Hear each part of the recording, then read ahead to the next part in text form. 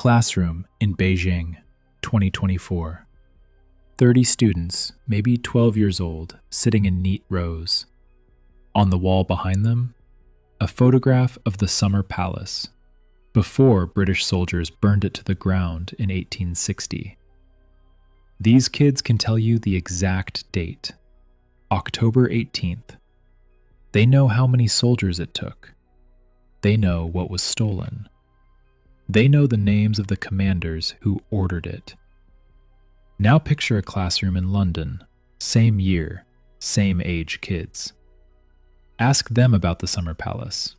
You'll get blank stares, maybe a guess about Japanese gardens. The burning? Never heard of it. The Opium Wars? Vaguely familiar. Something about tea, right? Here's what gets me.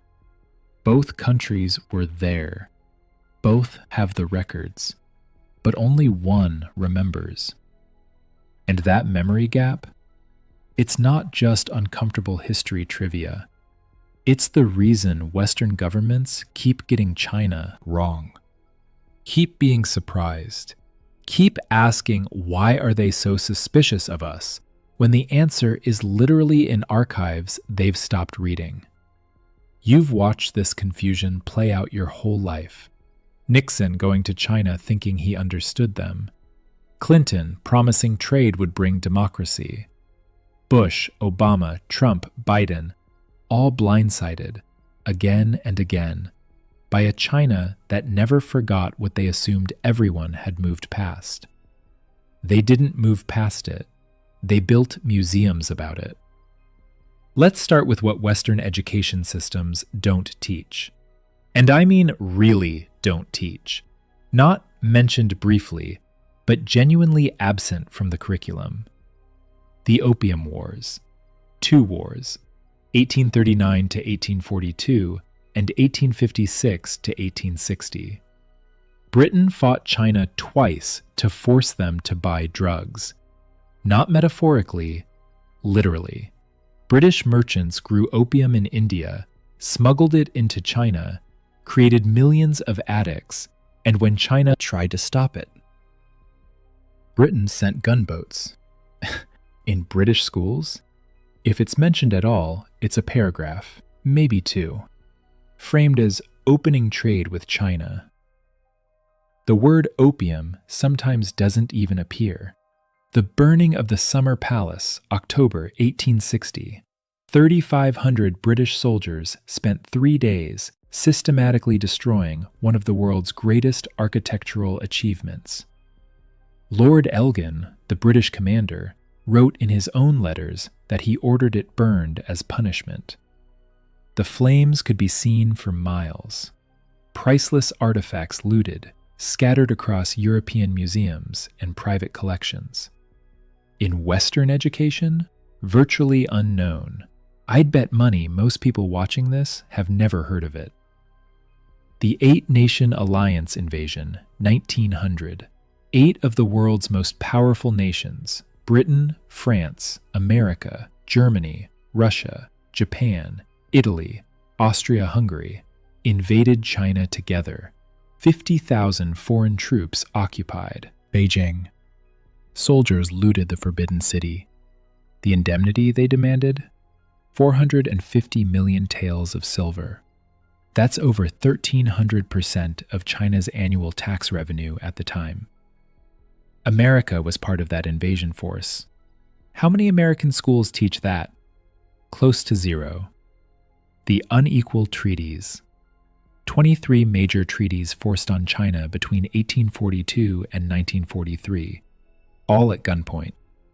Extraterritoriality meant Western citizens could commit crimes in China and be tried under their own laws. Concession zones meant foreign powers controlled chunks of Chinese cities. Signs in Shanghai parks that said, "No dogs or Chinese." That's disputed by some historians, but the sentiment was real and documented. Western textbooks? These treaties might get a sentence, maybe a sidebar. The systematic humiliation they represented? Absent. Here's the pattern. In Western education, China appears when it's useful to the Western. Story. The opening of China. Nixon's visit. Tiananmen Square. The rise of modern China. The actual century of trauma that created modern China? Skipped. It's not that Western schools lie about this history. They just don't mention it. So why the silence? This isn't conspiracy. It's something more subtle and almost worse. First, it doesn't fit the narrative. Western nations, especially Britain and America, built their modern identities around being the good guys, spreading civilization, bringing progress, fighting tyranny. The Opium Wars don't fit that story. Fighting 2 wars to sell drugs to a country that didn't want them? Burning palaces as punishment? Invading with 7 other nations to extract money? That's not the hero's journey. So it gets edited out. Not deliberately hidden, just not prioritized. There's only so much time in a history class, right? And there are stories that make the nation look better. Second, the empire ended.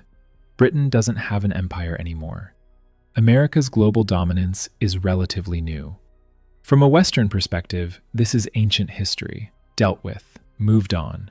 Why dwell on what great-great-grandparents did? Third, and this one's important, the West moved on because it could afford to. When you win, you get to decide what counts as history. When you're the one who did the humiliating, you don't need to remember the humiliation. You just build your economy on the profits and focus on the future. Britain balanced its trade deficit with China using opium money. That profit funded infrastructure, industry, empire. The drug money got laundered into respectability within a generation. Why would you teach your children about that?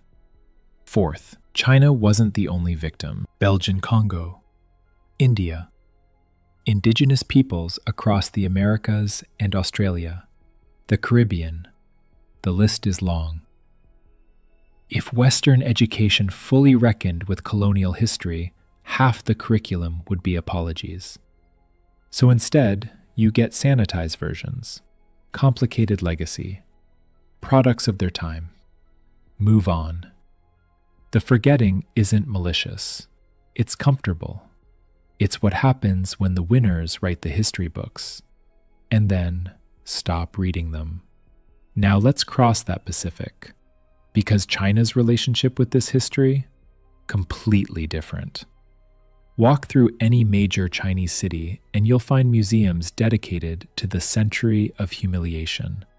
Not just one, multiple. The Opium War Museum in Humen, the Summer Palace ruins preserved as a memorial, the Memorial Hall of the War of Resistance against Japan in Beijing. These aren't dusty archives nobody visits. They're field trip destinations. School requirements. Places where millions of Chinese citizens go every year to see what happened. In Chinese textbooks, the century of humiliation isn't a chapter. It's the foundation. Students learn the dates. 1839, First Opium War begins. 1842, Treaty of Nanking, Hong Kong ceded. 1860, Summer Palace burned. 1894 to 1895, First Sino-Japanese War, Taiwan ceded. 1900, Eight-Nation Alliance. 1937 to 1945, Japanese invasion. 1949, Liberation. They learned the phrase, 百年国耻, the 100 years of national humiliation. It's not academic terminology. It's a concept every Chinese person knows. It shapes how they understand their country's place in the world. Annual commemorations happen for key dates. September 18th, the Japanese invasion of Manchuria. December 13th, the Nanjing Massacre. These are national moments. Sirens sound in some cities. Television programs. Social media campaigns. Chinese leaders reference this history constantly. Xi Jinping invokes it in major speeches. The great rejuvenation of the Chinese nation that he talks about, it explicitly means recovering from the century of humiliation. When Chinese officials talk about never again, they mean something specific. Here's a stat that should get your attention. A 2017 survey found that over 90% of Chinese citizens could identify the Opium Wars. Try that survey in Britain or America. You'd be lucky to hit 20%. The memory isn't fading, it's being reinforced. Every year, every generation. Now, why? Why would a rising superpower spend so much energy remembering the worst period in its history? First, survival mechanism. For China, this history isn't about the past. It's a warning. What happens when you're weak? You get invaded, drugged, divided, humiliated. 8 nations can show up at your door, burn your capital, and make you pay them for the privilege.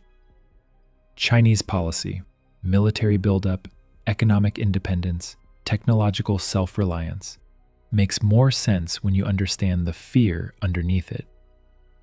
They're not preparing for offense. They're making sure 1900 never happens again. Second, national identity. What holds 1.4 billion people together across vast distances and regional differences? Shared story. And the century of humiliation provides that story. We were great, 5,000 years of civilization. We were brought low, foreign invasion and exploitation.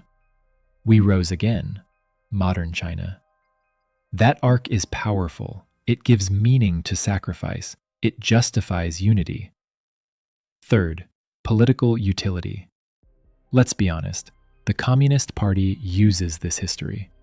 When there's domestic trouble, remind people of foreign enemies. When Western nations criticize Chinese policy, invoke colonial hypocrisy. The memory serves the state.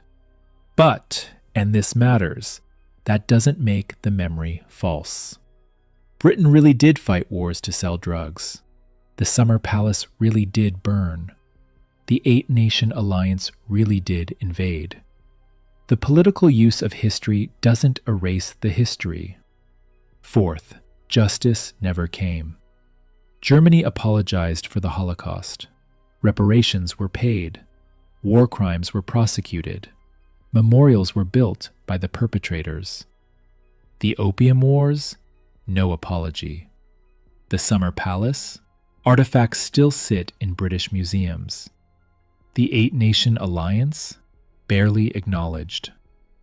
No Western nation has ever said, "We're sorry for what we did to China between 1839 and 1949. When you don't get justice, you don't get closure. The wound stays open.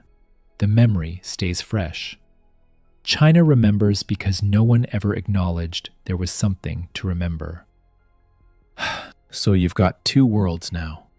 In one, the century of humiliation is a defining national trauma, taught to every child, commemorated every year, referenced by every leader. In the other, it's a footnote, if that. And here's where it matters. These 2 worlds have to negotiate trade deals, climate agreements, security arrangements, territorial disputes, and they're working from completely different historical foundations. When Western diplomats express surprise at Chinese sensitivity to sovereignty issues, Chinese officials hear amnesia. You invaded us. You carved us up. You made us sign treaties at gunpoint. And now you've forgotten and can't understand why we're protective? When Western commentators call Chinese nationalism irrational or paranoid, Chinese audiences hear something darker. You did this to us, and now you can't even remember. Our trauma is invisible to you. Here's an example. Hong Kong. When Britain handed it back in 1997, Western coverage focused on democracy, freedom, the end of British rule. Chinese coverage focused on something different, the end of humiliation. Hong Kong was taken by force in 1842 after the First Opium War. Getting it back was healing a wound.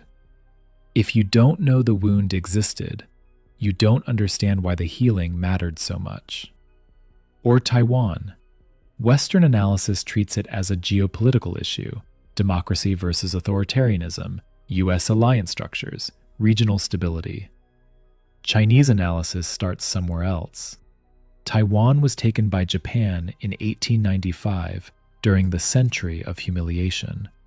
Its status represents unfinished business. Same island, completely different frameworks, because one side remembers and one doesn't. The trust problem runs deep. How do you build a relationship with someone who doesn't acknowledge your formative experience? It's like trying to be friends with someone who doesn't know, or doesn't care, about the worst thing that ever happened to your family. Western officials keep asking, why doesn't China trust us? The answer is in history books they've stopped reading. You've watched this asymmetry play out your entire adult life. You watched Nixon go to China thinking America held the cards. You watched Clinton promise trade would transform China into a Western-style democracy. You watched one administration after another get surprised by Chinese reactions that were entirely predictable, if you knew the history. The pattern isn't complicated. Western education largely forgot what Western governments did to China. China made sure their people would never forget what was done to them. This isn't about assigning guilt. You didn't burn the Summer Palace. You didn't fight the Opium Wars. Your responsibility isn't to feel bad, it's to understand. And understanding requires knowing. You can't comprehend Chinese policy, military, economic, diplomatic, without knowing the trauma underneath it. You can't understand why Chinese leaders talk about rejuvenation without knowing what they're recovering from. You can't build trust with someone whose historical experience you've never acknowledged.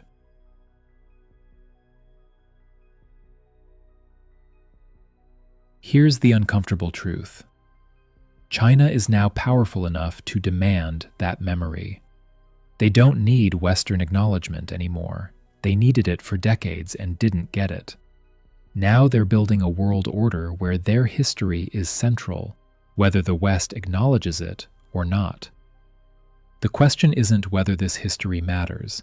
It's whether Western nations will learn it voluntarily or have it taught to them by events. China remembers. They built museums. They wrote textbooks. They commemorated anniversaries. They passed the memory down through generations because they decided never again. The West forgot. Not out of malice, out of comfort, out of convenience, out of the luxury that comes with being the one who did the humiliating, rather than the one who was humiliated. That gap between the nation that remembers everything and the nations that remember nothing explains more about today's world than most foreign policy analysis ever will. You've lived through the consequences of that gap. Your grandchildren will inherit them. The only question now: is understanding possible across that divide? Or are we destined to keep being surprised by a China that never forgot what we never learned?